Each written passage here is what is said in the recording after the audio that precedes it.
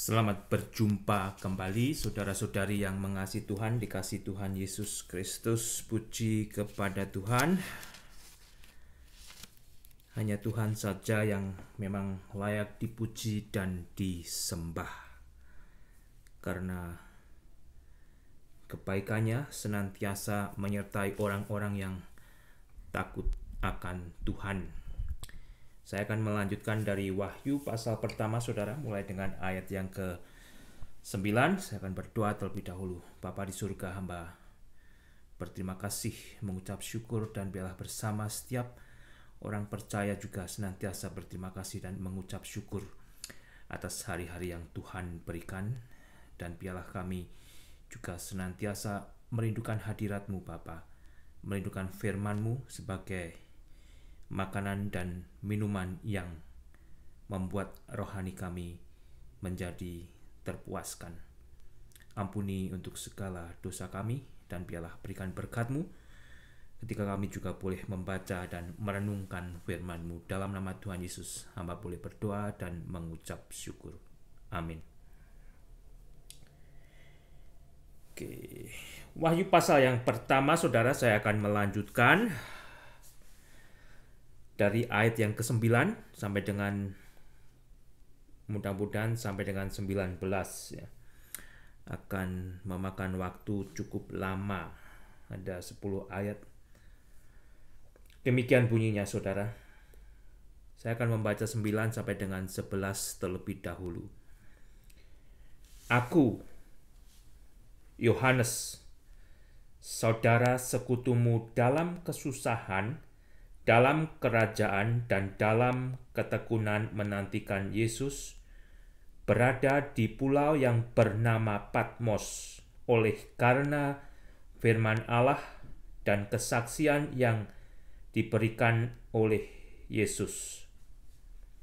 Pada hari Tuhan, aku dikuasai oleh Roh, dan aku mendengar dari belakangku suatu suara yang nyaring, seperti bunyi sangkakala, katanya, "Apa yang engkau lihat, tuliskanlah di dalam sebuah kitab dan kirimkanlah kepada ketujuh jemaat ini, ke Efesus, ke Smyrna, ke Pergamus, ke Tiatira, ke Sardis, ke Philadelphia, dan ke Laodikia."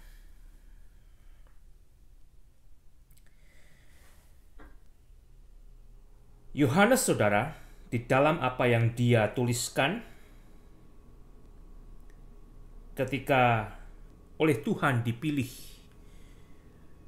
untuk menulis kitab Wahyu ini, berada di dalam pembuangannya. Dia berada di masa penderitaan atau masa kesusahannya, di umur yang sudah lanjut. Dia dibuang di pulau yang bernama Patmos. Tentunya saya dan saudara sebagai orang Kristen tidak merindukan adanya kesusahan atau penderitaan. Tetapi melalui kesusahan atau penderitaan, Tuhan boleh bekerja, Tuhan boleh membentuk, Tuhan boleh menyempurnakan iman kita. Dan justru di masa penderitaan atau masa kesusahan itu, saudara,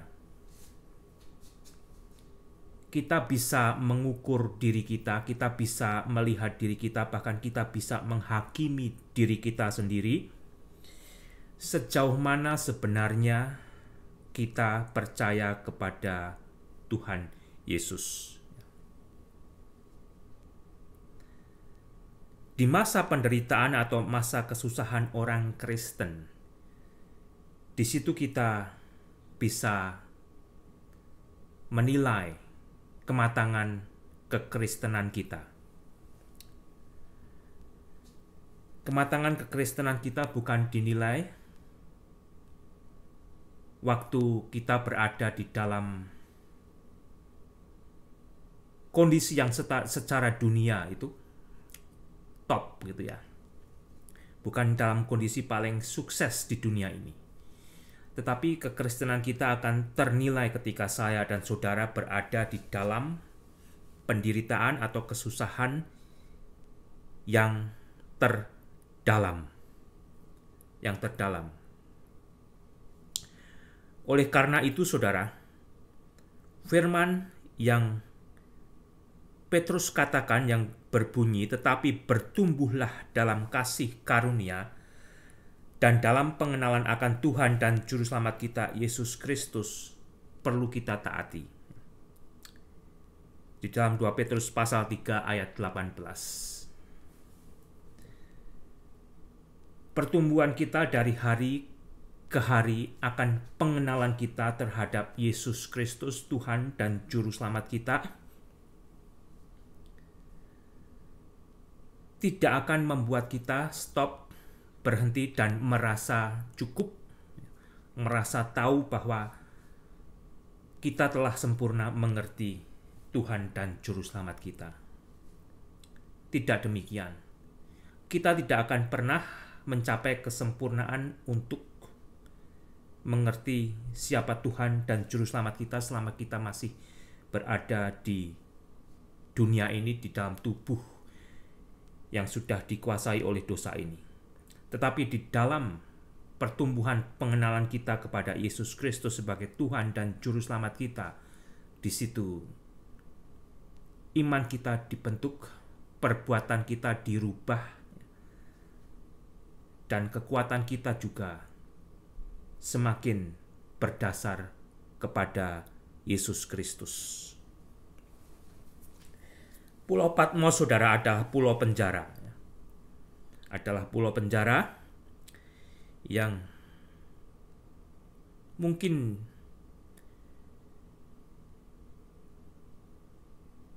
tidak seindah yang kita bayangkan. Pulau berbatu yang terjal, yang tidak dihuni oleh manusia, bahkan dikatakan tidak memiliki sumber air minum segar. Pulau itu dipakai sebagai pulau pembuangan penjahat besar. Mungkin seperti Pulau Nusa Kambangan, tetapi kalau saya lihat gambarnya, Pulau Nusa Kambangan begitu indah, saudara, begitu indah. Ya. Dan penjahat yang dibuang di Pulau Patmos itu, termasuk Yohanes, diharapkan mereka akan akhirnya punah dengan sendirinya, mati di tempat pembuangan tersebut. Tetapi yang luar biasa kalau kita perhatikan justru di masa tuanya ini, ya, usia Yohanes yang sudah mendekati 100 tahun, ketika dia dibuang di Pulau Patmos, justru di saat itulah Tuhan memberikan firman-Nya yang akhirnya kita baca sebagai kitab Wahyu ini, kitab yang berisi tentang nubuatan yang sedang terjadi dan yang masih akan digenapi.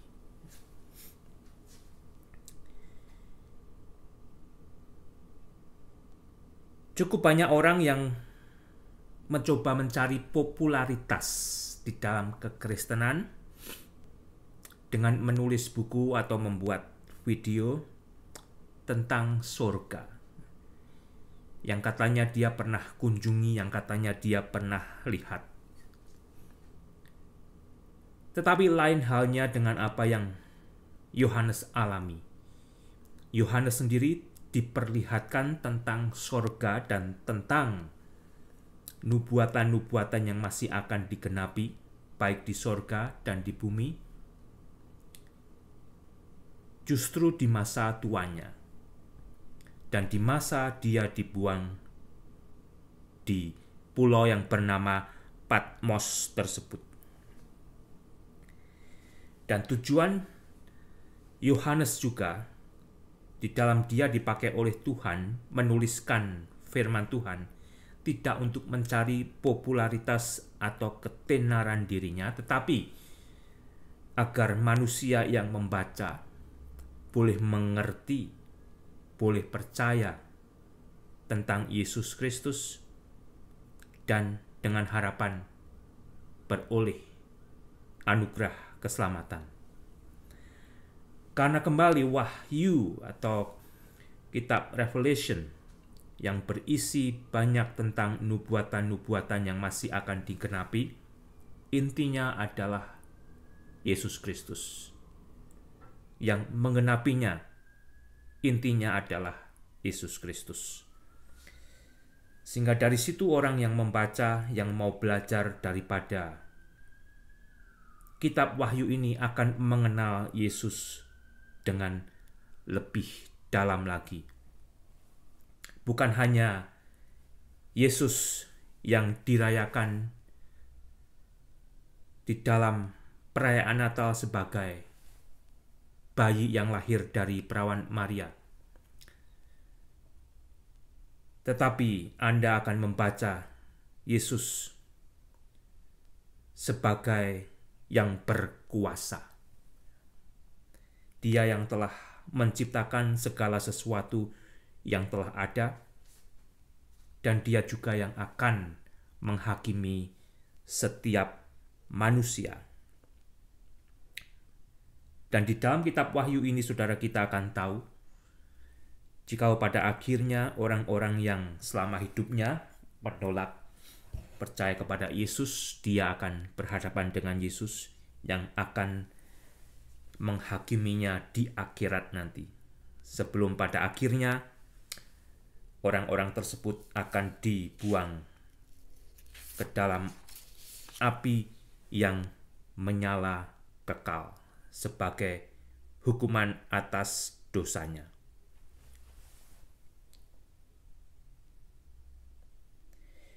Yohanes di ayat ke-9 ini dia mengatakan sebagai saudara dan sekutu dalam kesusahan. Satu perkataan yang begitu indah dan menguatkan. Sebagai orang yang dipilih oleh Tuhan untuk menuliskan kitab yang luar biasa ini, dia menyebut orang Kristen yang lain, termasuk saya dan saudara, sebagai saudara dan teman sekutu, teman seperjuangan di dalam melayani Tuhan dan Juru Selamat kita Yesus Kristus, yang saat itu juga Yohanes mengalami kesusahan. Sejauh mana, saudara, Anda sebagai orang Kristen mengalami kesusahan, mengalami penderitaan, bahkan mengalami aniaya iman di dalam kehidupan Kristen Anda dari waktu ke waktu? Apakah Anda merasakan akan susahnya hidup sebagai orang Kristen? Kalau Anda mengalami pertumbuhan kekristenan, Anda akan mengalami bagaimana susahnya hidup sebagai orang Kristen.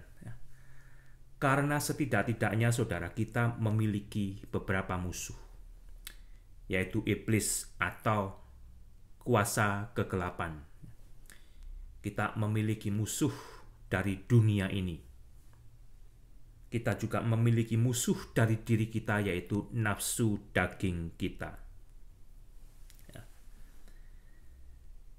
Karena keinginan daging dan keinginan roh bertentangan.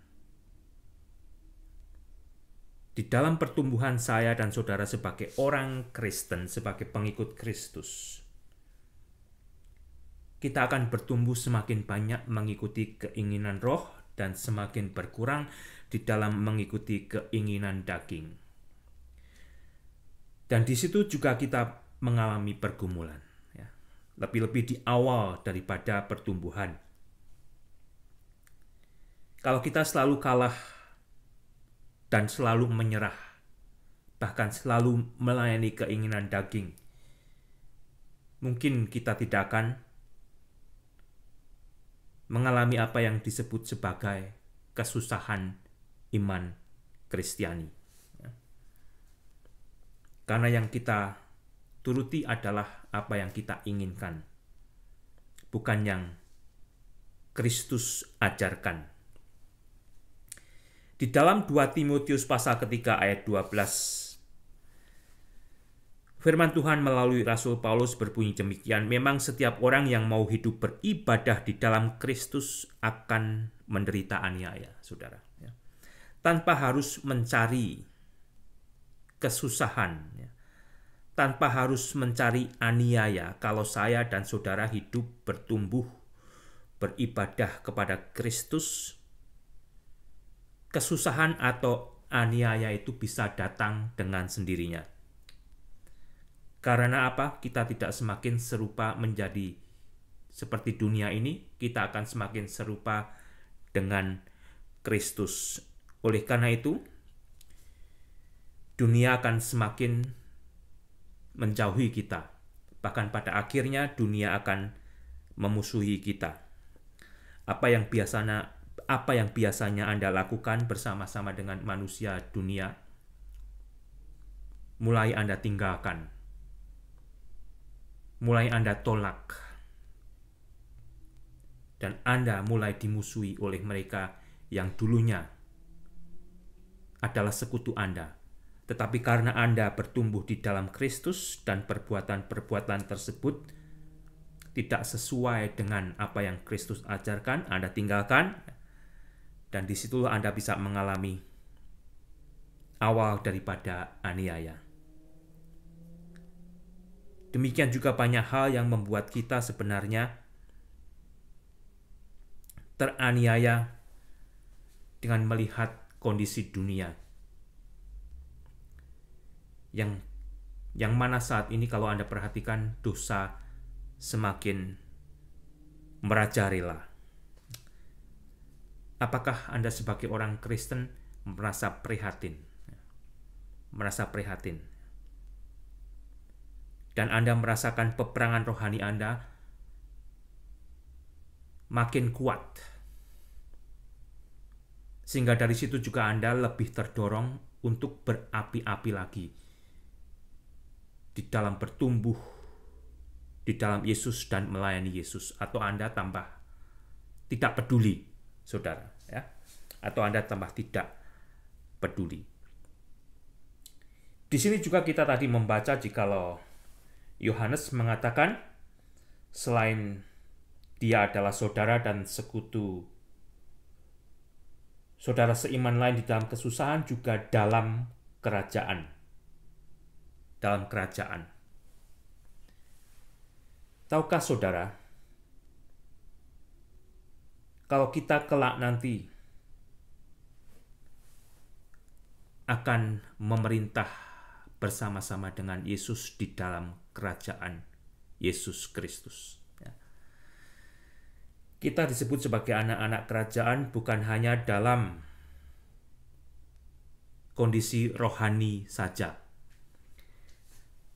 Tetapi ketika nanti saudara membaca dan sampai di pasal yang ke-20, Anda akan tahu jikalau kita di situ akan melayani bersama-sama di dalam kerajaan Yesus Kristus.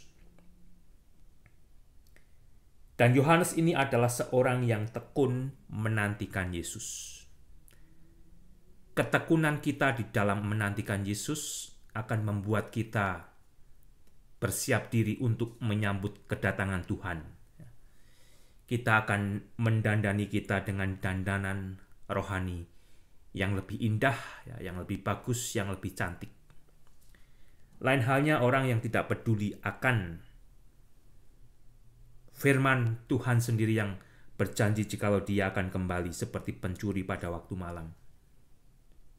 Dan hidup berfoya-foya, hidup menuruti nafsunya, tidak mempedulikan peringatan firman Tuhan, sehingga ketika waktu itu datang, dia tidak akan dibawa oleh Tuhan ke sorga. Sehingga kembali Yohanes ini 2000 tahun yang lalu, dia juga sudah mempersiapkan dirinya untuk menantikan kedatangan Tuhan.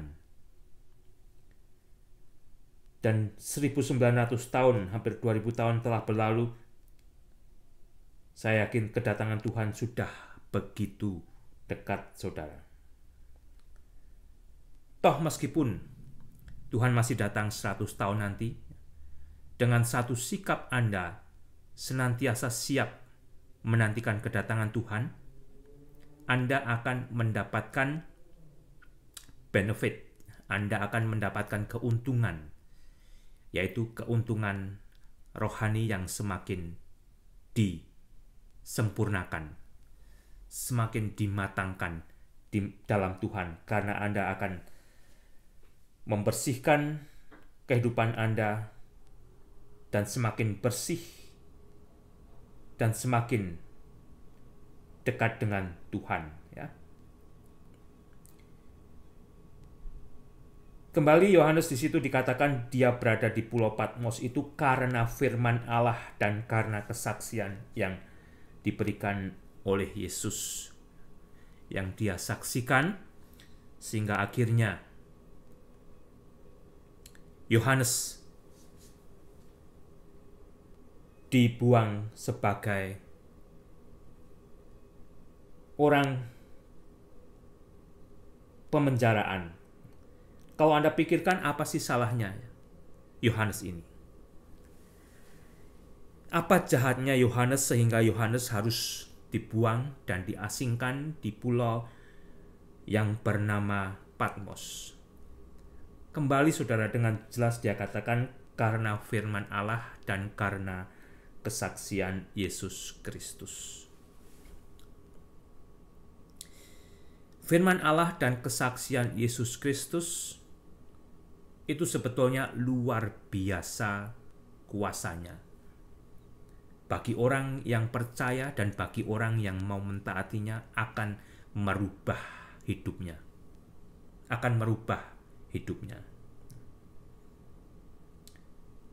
Kalau Anda benar-benar mau dirubah dan bertumbuh untuk mengenal Yesus dan Juru Selamat Anda, gumulilah firman Allah, belajarlah dari firman Allah, dan saksikanlah Yesus di dalam hidup Anda. Dari situ Anda akan mengalami pertumbuhan yang luar biasa. Pada hari Tuhan, dikatakan Yohanes dikuasai oleh Roh, dan dia mendengar suara dari belakang dia, suatu suara yang nyaring seperti suara bunyi sangkakala. Ada yang percaya hari Tuhan tersebut berbicara tentang hari Minggu, hari di mana murid-murid Tuhan biasa berkumpul untuk bersekutu. Tentunya hari Tuhan di sini konteksnya bukan hari Sabtu atau hari Sabat. Karena di hari Sabtu atau di hari Sabat itu adalah gambaran ketika Yesus masih belum dibangkitkan. Yesus masih di dalam kematian. Tetapi di sini yang paling jelas, saudara, hari Tuhan itu adalah hari di mana Tuhan telah menetapkan hari itu bagi Yohanes untuk melakukan apa yang dia sudah rencanakan, yaitu menguasai Yohanes dengan Roh dan berbicara kepada Yohanes seperti apa yang Yohanes tuliskan. Saat itu Yohanes mendengar perkataan dari Tuhan yang berkata, apa yang engkau lihat tuliskanlah di dalam sebuah kitab dan kirimkanlah kepada ketujuh jemaat, yaitu Efesus, Smyrna, Pergamus, Tiatira, Sardis, Philadelphia, dan Laodikia.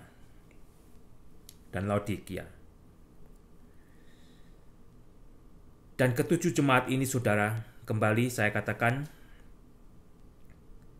Saya lebih cenderung jikalau ketujuh jemaat ini adalah wakil daripada gereja Tuhan yang ada di seluruh permukaan bumi dengan ciri-cirinya. Yang kalau nanti kita sampai di pasal kedua, kita akan membaca dengan lebih rinci tentang isi kepada gereja tersebut satu persatu yang dari Tuhan.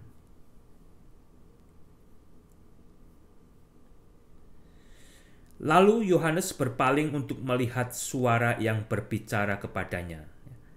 Di ayat 12, lalu aku berpaling untuk melihat suara yang berbicara kepadaku, dan setelah aku berpaling, tampaklah kepadaku 7 kaki dian emas. Ketika Yohanes berpaling untuk melihat suara tersebut, ditunjukkan kepada Yohanes 7 kaki dian emas. Kaki dian emas, bukan menorah, saudara ya. Di sini dikatakan 7 kaki dian emas.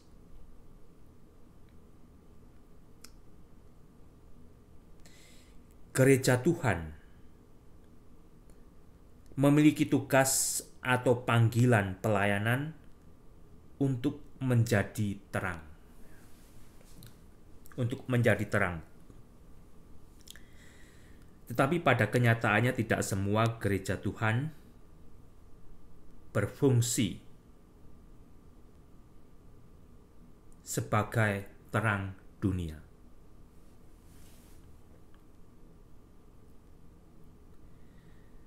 Kaki dian dari emas di situ sebetulnya menjadi lambang dan simbol bahwa gereja Tuhan atau jemaat Tuhan memiliki tugas di dunia ini untuk menjadi terang bagi dunia ini. Ya. Kalau Anda baca di ayat ke-27, Anda tahu arti daripada kaki dian emas itu yang tidak lain adalah jemaat Tuhan atau gereja Tuhan. Di di ayat 20 dikatakan, dan rahasia ketujuh bintang yang telah kau lihat pada tangan kananku dan ketujuh kaki dian emas itu, ketujuh bintang itu ialah malaikat ketujuh jemaat, dan ketujuh kaki dian itu ialah ketujuh jemaat. Ketujuh jemaat. Di dalam belajar kitab Wahyu, sedapat mungkin Anda bisa mendapatkan interpretasinya dari kitab Wahyu ini sendiri. Atau dari isi Alkitab. Itu adalah batasan yang paling aman. Ya. Sehingga Anda tidak akan melenceng kemana-mana dengan berbagai macam simbol atau tafsiran yang pada akhirnya susah untuk dipertanggungjawabkan. Di ayat ke-13, dan di tengah-tengah kaki dian itu ada seorang serupa anak manusia, berpakaian jubah yang panjangnya sampai di kaki dan dadanya berlilitkan ikat pinggang dari emas.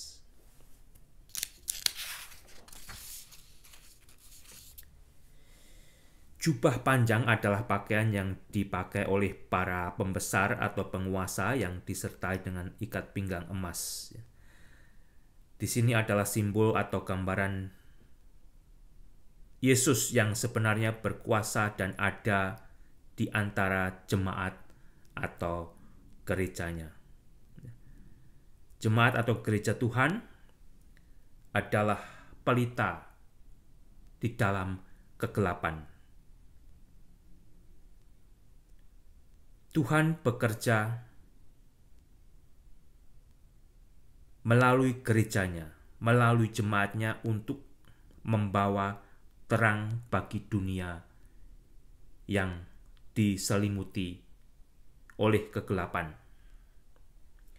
Gereja yang menyadari, saudara, jika Yesus adalah kepala gereja, dan jika Yesus selalu mengawasi dan melihat apa yang terjadi di dalam gereja tersebut, jikalau gereja tersebut ada dan dipanggil untuk menjadi terang dunia, gereja tersebut akan serius melayani Tuhan. Tetapi pada kenyataannya tidak demikian. Ada gereja justru menyembunyikan kegelapan.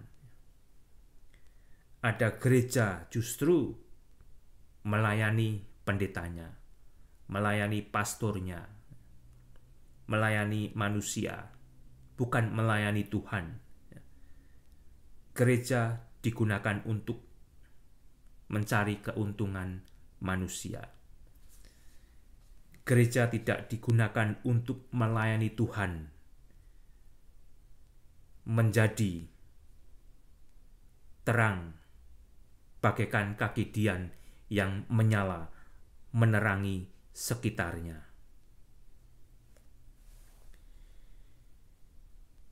Dan mereka tidak takut, saudara. Tidak mempedulikan jikalau sebenarnya Tuhan mengawasi dan tahu setiap perbuatan daripada pemimpin gereja.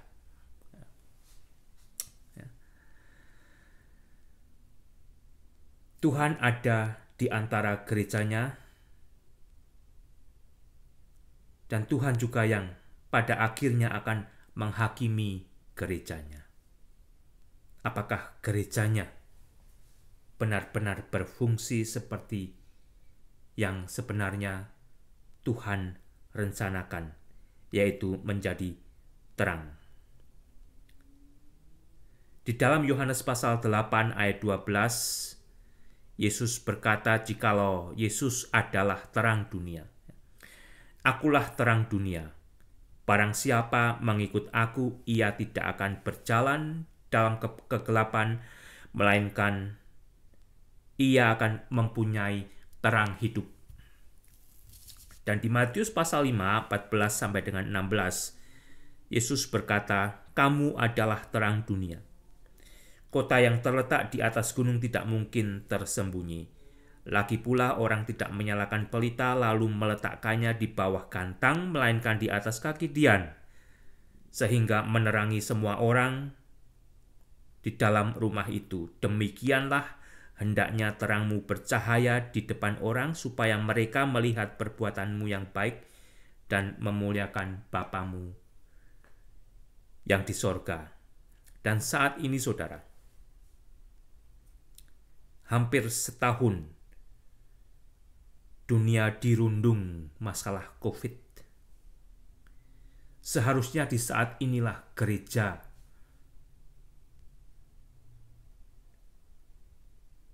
memiliki masa yang berapi-api. Gereja bangkit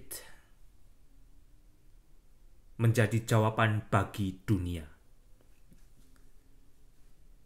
Tidak justru semakin melempem, bahkan mati. Tentu dibatasi oleh adanya peraturan-peraturan pemerintah, dan itu bisa menyulitkan. Tetapi bagi gereja memberitakan Yesus, kita sudah diberikan banyak cara. Melalui teknologi, melalui internet, melalui Facebook, sosial media yang lain. Justru pemberitaan Anda bisa tersebar ke seluruh dunia, saudara. Tetapi pertanyaannya, apakah gereja-gereja mau mengambil kesempatan itu? Atau justru takut diketahui aslinya, ya? Adakah gereja-gereja yang takut diketahui aslinya dengan tidak mau memberitakan pemberitaan dari gereja tersebut kepada dunia luar? Kalau Yesus yang diberitakan, saudara, kalau Alkitab yang diajarkan, sebetulnya kesempatan ini, kesempatan menggunakan teknologi adalah kesempatan yang luar biasa untuk dimanfaatkan. Karena bisa menjangkau dunia tanpa Anda harus membeli tiket untuk ke negara-negara lain yang tidak bisa Anda beli, tidak bisa Anda kunjungi, tetapi Anda dengan teknologi ini Anda bisa sebarkan, saudara. Jadi bagi Anda yang menjadi bagian daripada gereja Tuhan, manfaatkanlah itu. Kalau Anda justru takut, itu mencurigakan. Apa yang Anda ajarkan di dalam gereja tersebut? Apa yang Anda beritakan? Kok pemberitaan Anda tentang firman Tuhan, tentang Yesus, membuat Anda takut diketahui oleh gereja lain? Membuat Anda takut diketahui oleh orang lain? Itu justru membuat yang lain menjadi curiga. Mengapa? Mengapa?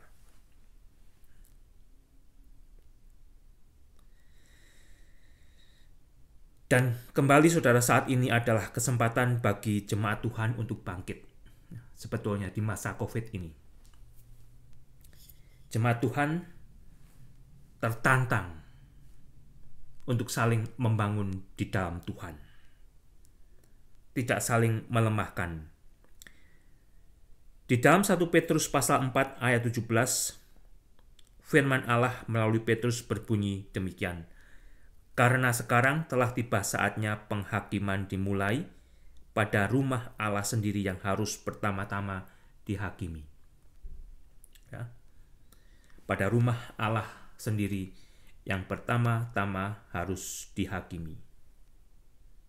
Dan tadi kita sudah membaca di mana Yohanes diperlihatkan kepada penglihatan jikalau Yesus ada di antara ketujuh kaki dian emas itu, di antara jemaatnya. Kepala dan rambutnya putih bagaikan bulu yang putih metah dan matanya bagaikan nyala api. Ayat ke-14, saudara. Apa yang dilihat oleh Yohanes?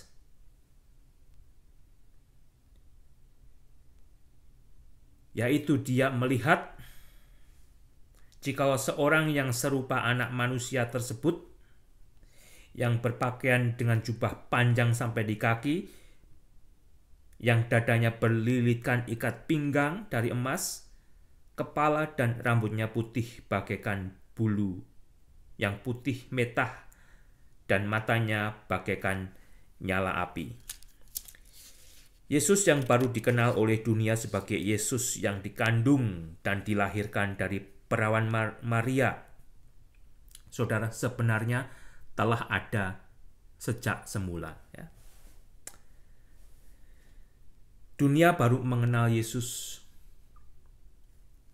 2000 tahun yang lalu. Tetapi sebenarnya Yesus telah ada sejak semula. Yaitu dia yang disebut sebagai yang lanjut usia. The Ancient of Days. Ya. Yahweh yang ditulis di dalam kitab Daniel pasal yang ke-7. Putih adalah simbol kemurnian. Api adalah simbol penghakiman dan penghukuman.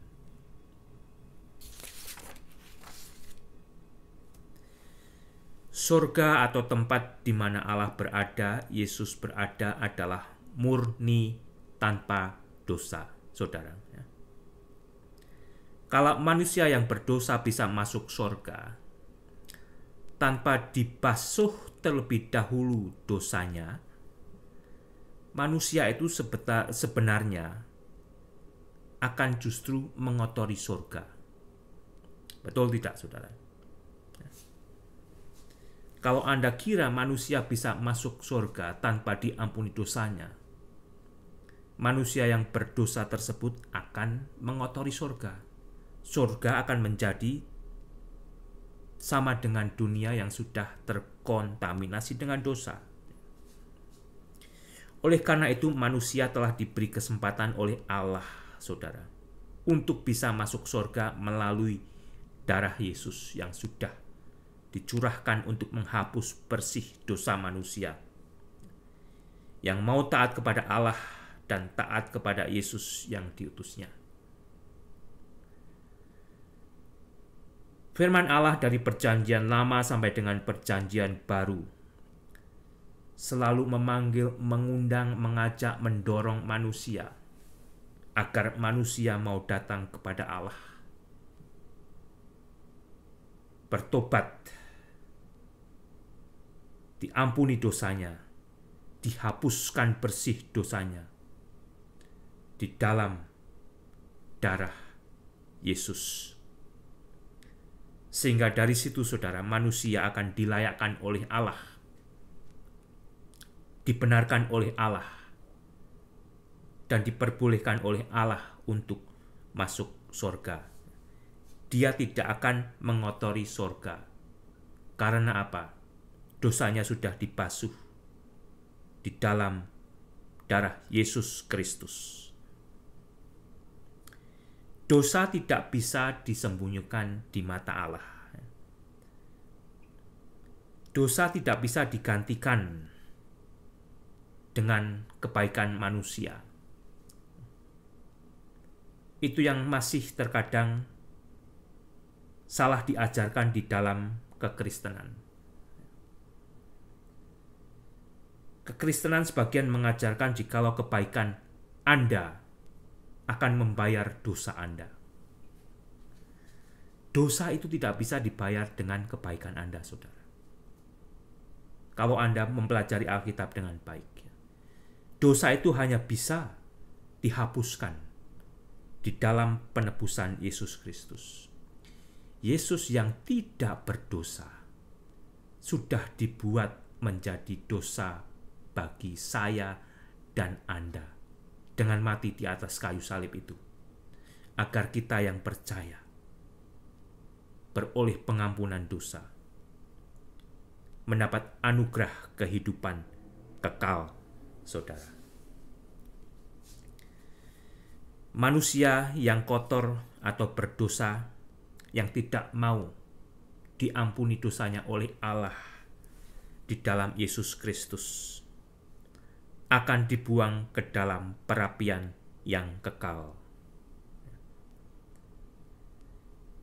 Matanya bagaikan nyala api. Anda tidak akan bisa luput menyembunyikan dosa Anda. Api tersebut akan menghanguskan segala penutup dan akan menampakkan keasliannya. Dan semerah apapun dosa Anda sebenarnya akan dijadikan putih bersih oleh Allah kalau Anda mau datang, bertobat dan diampuni dosanya di dalam Yesus Kristus, saudara. Sebelum waktunya terlambat. Kalau sudah mati, sudah telat. Dan saat ini adalah saat Anda untuk tidak mengeraskan hati dan mau bertobat dan menyelesaikan dosa Anda di dalam Yesus Kristus. Ayat 15. Dan kakinya mengkilap bagaikan tembaga membara di dalam perapian. Suaranya bagaikan desau air bah. Siapa yang sanggup berhadapan dengan apa yang dideskripsikan oleh Yohanes ini, saudara? Mungkin orang memiliki pemikiran, laung Yesus aja matinya disiksa kok. Mengapa aku harus percaya kepada Yesus yang matinya disiksa, tidak bisa melepaskan diri dari siksaan? Sebelum matinya dia dihukum. dicabik-cabik kulitnya, ya, darahnya berceceran di mana-mana. Dia adalah manusia yang lemah, meskipun dia baik. Karena nanti, kalau Anda melihat Yesus sebagai yang berkuasa, Anda akan kaget, saudara. Anda akan kaget. Ya, kembali, Yesus telah memenuhi apa yang menjadi kasih Dia kepada manusia. Datang menjelma sebagai manusia, menderita, dianiaya, mati sampai di dalam penderitaannya di atas kayu salib itu, saudara. Diejek, dicemooh, ya, diludahi, mengalami penderitaan yang begitu hebat. Itu sebenarnya karena dosa manusia, dosa saya dan dosa Anda. Di atas kayu salib itu, Tuhan juga berdoa kepada Bapa agar mereka yang memperlakukan Yesus diampuni dosanya. Mereka yang melakukan itu pada akhirnya bertobat.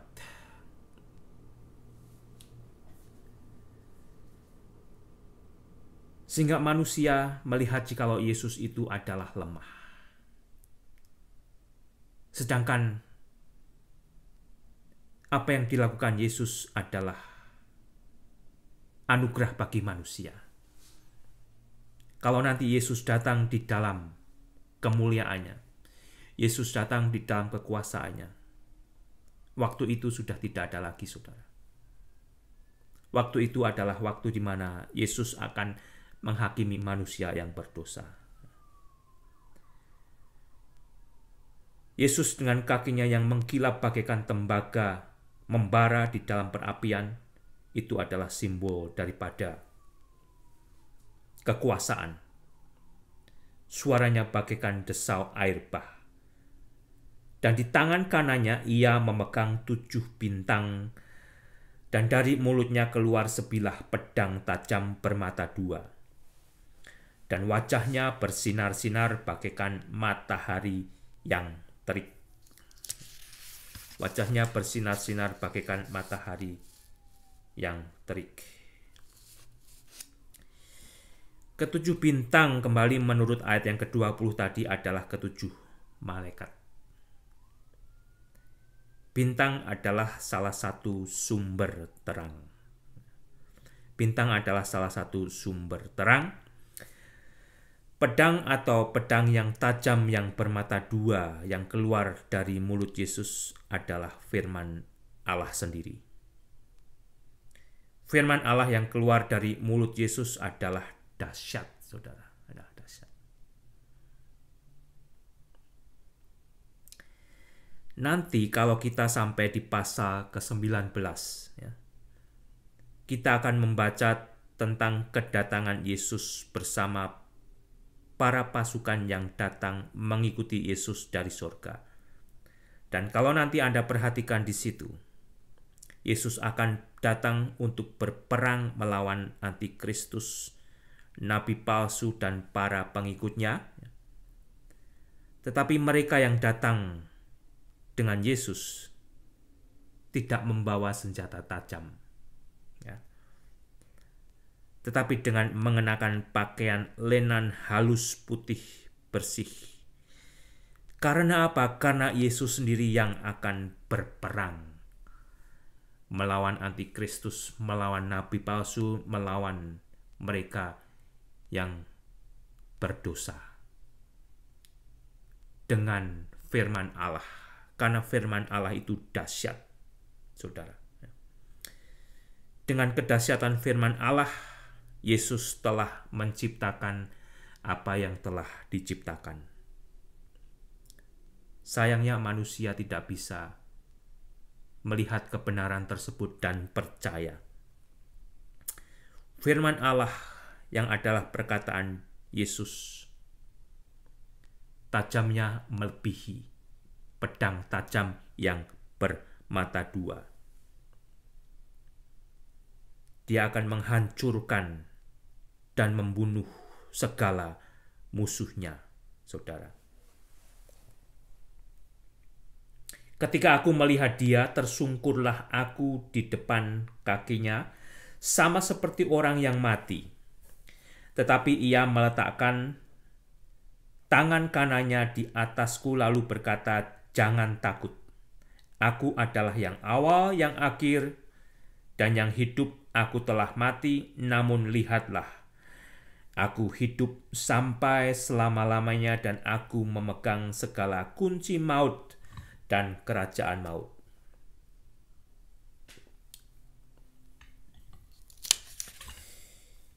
Yohanes di dalam Yohanes pasal 20 ayat 7 dan 9, saudara. Yohanes ini di dalam kitab Yohanes atau Injil Yohanes pasal 20 ayat 7 dan 9, dia menyebut dirinya sebagai murid yang dikasihi Tuhan. Murid yang dekat dengan Yesus. Tetapi di sini kita membaca jika terhadap Yesus yang sama, Yohanes tersungkur di depan kakinya seperti orang mati. Dia ketakutan melihat Yesus dalam rupa yang lain. Dan saya percaya setiap orang akan mengalami hal yang sama ketika nanti melihat Yesus. Sampai saat ini juga banyak orang Kristen sendiri kurang ajar istilahnya kepada Yesus. Betul tidak, saudara? Saya bisa, Anda bisa. Ngomong seenaknya, berdoa seenaknya sambil tidur. Tidak ada sopan santun istilahnya, tidak ada rasa hormat. Ketika peristiwa ini nanti terjadi, kita benar-benar melihat Yesus, kita akan tersungkur. Takut. Karena apa? Kita merasa dan kita tahu sebenarnya kita tidak layak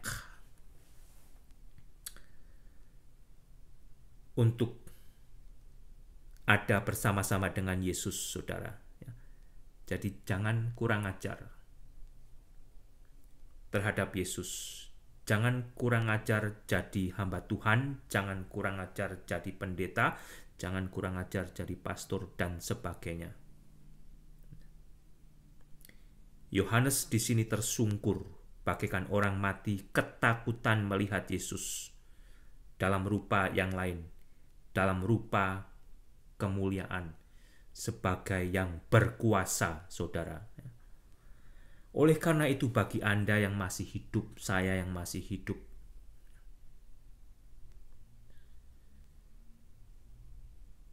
kenalilah Yesus.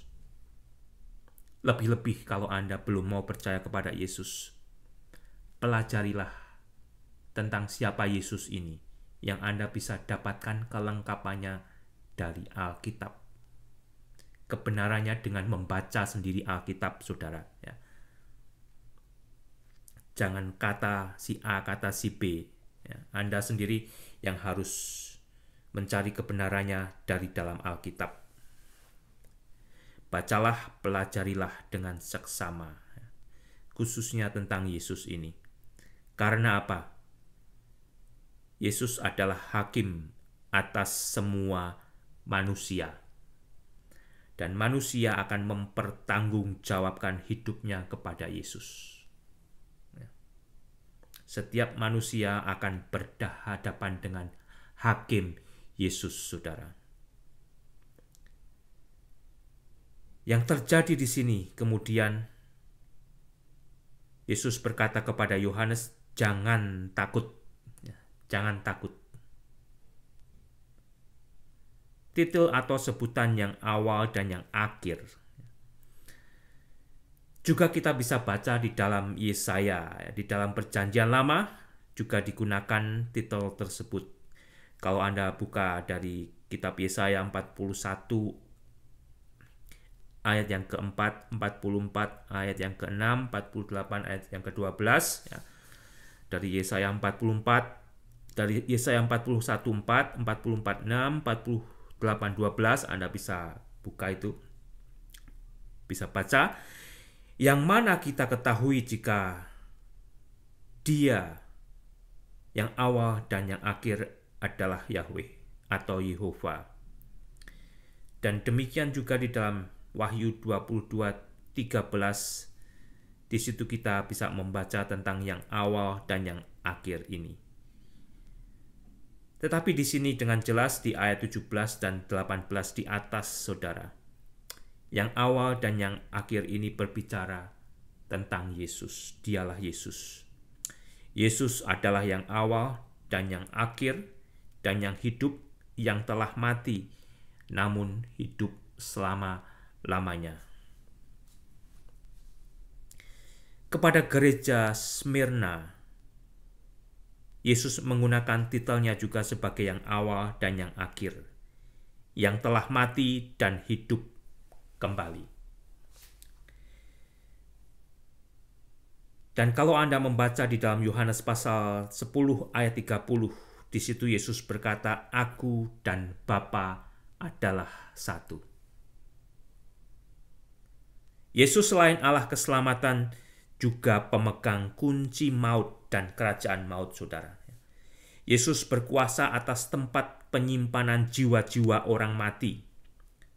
Dari awal, ya, dari sebelum kematian dan kebangkitan Yesus sampai pada akhirnya akan dikosongkan semuanya ketika sejarah nanti mencapai pasal ke-20 ayat 13. Yesus memegang kunci tersebut. Jadi hanya Yesus yang berkuasa atas tempat di mana roh-roh orang mati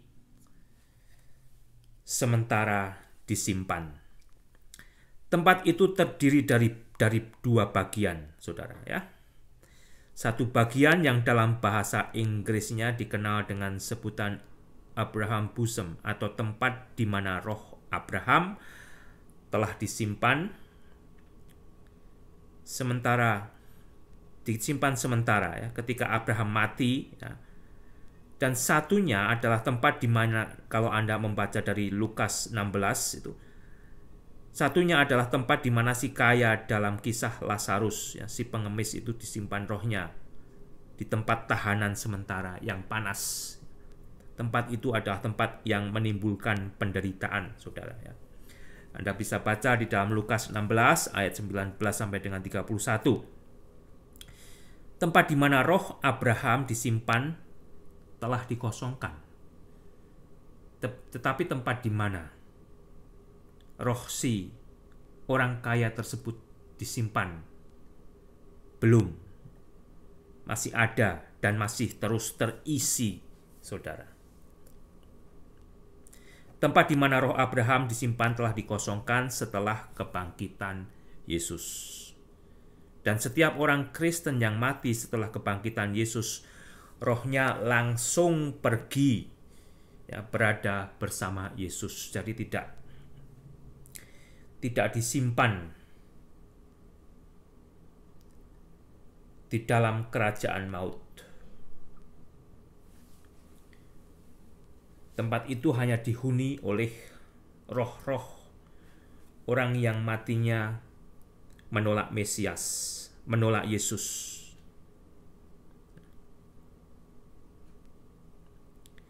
Dalam 2 Korintus pasal 5 ayat ke-8, ya, bunyinya, "Tetapi hati kami tabah dan terlebih suka kami beralih dari tubuh ini untuk menetap pada Tuhan." Juga dalam Filipi pasal 1 ayat 23, saudara. Di situ firman Tuhan berbunyi, "Aku didesak dari dua pihak. Aku ingin pergi dan diam bersama-sama dengan Kristus." Itu memang lebih baik, ya. Keduanya Paulus berbicara tentang ketika dia mati nanti, ketika dia meninggalkan tubuhnya, rohnya akan langsung berada bersama Kristus, ya. Jadi kalau orang Kristen mati, kembali tubuhnya akan menjadi debu. Entah dibakar langsung atau disimpan, ya, setelah 30 tahun sekitar 30 tahun baru menjadi debu semua. Kalau dibakar ya cepat gitu. Tidak masalah. Tetapi rohnya tidak akan mati. Rohnya akan tetap hidup.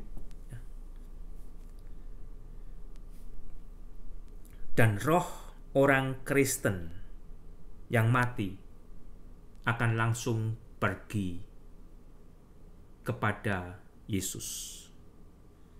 Dan roh orang yang mati, yang matinya menolak Yesus, dia akan disimpan di dalam kerajaan maut.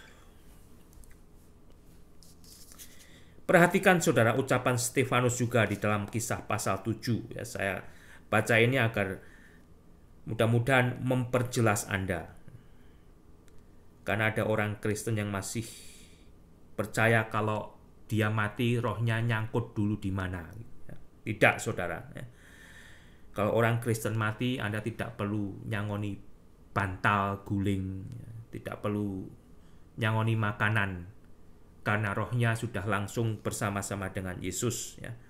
Tidak perlu nyelamati 5 hari, 7 hari, dan 40 hari dan sebagainya, karena rohnya sudah bersama-sama dengan Yesus. Kalau Anda percaya itu, berarti iman Anda juga masih belum jelas. Di dalam Kisah pasal 7 ayat 55, 56, dan 59 demikian bunyinya, tetapi Stefanus yang penuh dengan Roh Kudus menatap ke langit lalu melihat kemuliaan Allah dan Yesus berdiri di sebelah kanan Allah. Lalu katanya, sungguh aku melihat langit terbuka dan Anak Manusia berdiri di sebelah kanan Allah. Sedang mereka melempari Stefanus, berdoa katanya, ya Tuhan Yesus, terimalah rohku. Saat itu juga ketika Stefanus mati, rohnya diterima dan berada bersama-sama dengan Tuhan Yesus. Perhatikan juga saudara, di dalam Alkitab dicatat tentang percakapan si penjahat dan Yesus yang berada di atas kayu salib. Anda bisa baca dari Lukas 23 ayat 42 dan 43. Di situ demikian bunyinya, Yesus, kata penjahat kepada Yesus, ingatlah akan aku apabila engkau datang sebagai raja. Kata Yesus kepadanya, kepada penjahat di sebelahnya, aku berkata kepadamu, sesungguhnya hari ini juga engkau akan bersama-sama dengan aku di dalam Firdaus.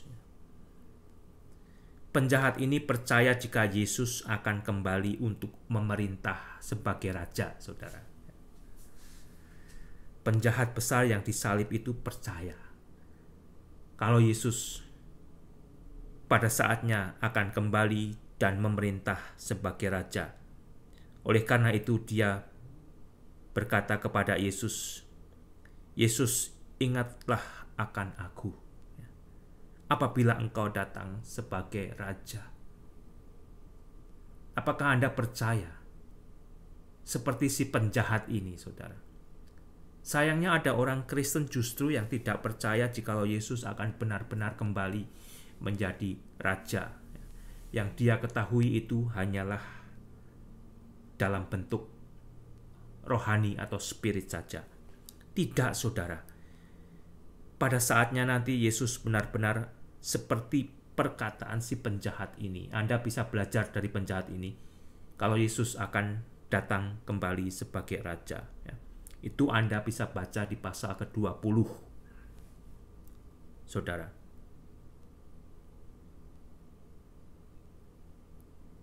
Di sini Yesus berkata kepada dia, sesungguhnya hari ini juga engkau akan berada bersama-sama dengan aku di dalam Firdaus. Di dalam Firdaus. Bukan di sorga. Barulah nanti setelah Yesus bangkit, rohnya dibawa ke sorga. Rohnya dibawa ke sorga. Sehingga kembali saudara, setiap orang Kristen yang mati jiwanya rohnya akan langsung berada bersama Yesus. Tetapi bagi mereka yang matinya menolak Yesus, dia dikunci, disimpan di dalam kerajaan maut,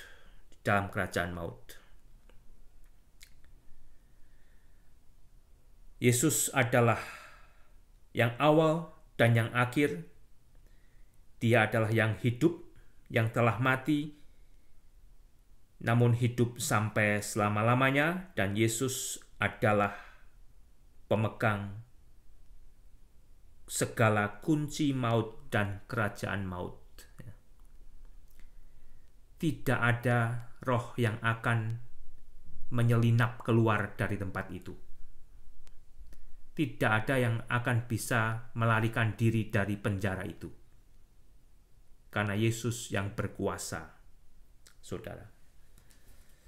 Sebelum pada akhirnya Anda dijebloskan dan dikunci di dalam kerajaan maut, saat ini kembali waktunya Anda diselamatkan oleh Allah di dalam Yesus Kristus, saudara. Ayat 19, perhatikan baik-baik. Karena itu tuliskanlah apa yang telah kau lihat. Tuliskanlah apa yang telah kau lihat, baik yang terjadi sekarang maupun yang akan terjadi sesudah ini. Karena itu tuliskanlah apa yang telah kau lihat, baik yang terjadi sekarang maupun yang akan terjadi sesudah ini. Yohanes diperintahkan untuk menuliskan pertama peristiwa yang telah dilihat Yohanes atau yang telah terjadi, telah berlalu. Dan kalau kita membaca, kita tahu itu adalah pasal yang pertama ini. Dan yang kedua, untuk menuliskan peristiwa yang terjadi sekarang, yang sedang terjadi. Dan berikutnya, untuk menuliskan peristiwa yang baru akan terjadi setelah peristiwa yang terjadi ini selesai. Jadi di sini sebetulnya kitab Wahyu ini sendiri memberikan 3 garis besar tentang isi daripada kitab Wahyu yang dibagi menjadi 3 kurun waktu: peristiwa yang sudah berlalu, peristiwa yang sedang terjadi, dan peristiwa yang ketiga yang sedang terjadi selesai disambung yang baru akan terjadi. Ya. Jadi inilah sebetulnya yang disebut sebagai divine outline dari kitab Wahyu ini sendiri, saudara. Peristiwa yang telah dilihat atau dialami oleh Yohanes sendiri adalah peristiwa yang dicatat di pasal 1. Dan peristiwa berikutnya adalah peristiwa yang saat ini kita masih berada di masa tersebut, yaitu adalah masa gereja, pasal kedua dan ketiga. Dan peristiwa berikutnya setelah masa gereja selesai akan dimulai dari pasal keempat sampai seterusnya. Pasal keempat dan seterusnya akan dimulai setelah pasal kedua dan ketiga selesai digenapi. Ayat terakhir 20, dan rahasia ketujuh bintang yang telah kau lihat pada tangan kananku dan ketujuh kaki dian emas itu, ketujuh bintang itu ialah malaikat ketujuh jemaat, dan ketujuh kaki dian itu ialah ketujuh jemaat.